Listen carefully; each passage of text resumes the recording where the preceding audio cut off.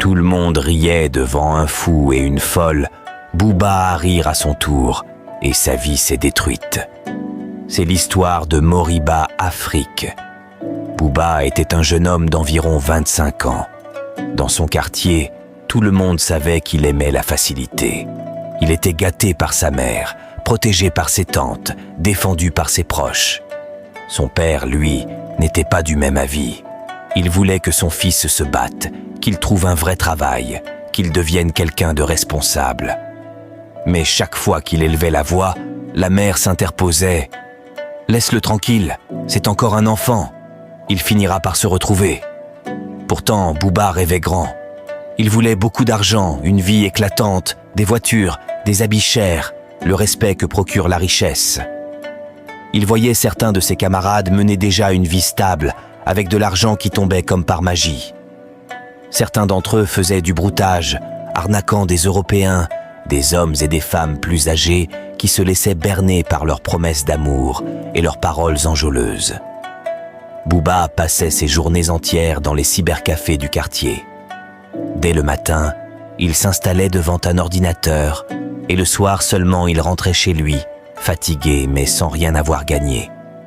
Ses amis, eux, sortaient avec de gros téléphones, des habits neufs, de belles montres. Bouba les voyait briller, tandis que lui n'avait que la sueur de longues heures passées devant un écran vide. Un jour, excédé, il aborda l'un de ses compagnons. « Frère, je ne comprends pas. Vous gagnez de l'argent chaque semaine. Vous vivez bien, vous sortez. Vous avez toujours de quoi dépenser. Moi, je reste ici du matin au soir. Je fais comme vous, mais je ne gagne rien. Explique-moi, c'est quoi votre secret ?» Son ami le fixa longuement avant de répondre. « Tu insistes beaucoup, Bouba. Chacun ici a son couloir. Celui qui connaît son couloir avance, les autres tournent en rond. Moi, je ne parle jamais de ce que je fais. Mais comme tu es mon frère, je vais te montrer. Pas aujourd'hui. Patiente. Le moment venu, tu verras. » Bouba hocha la tête, partagé entre l'impatience et l'espoir.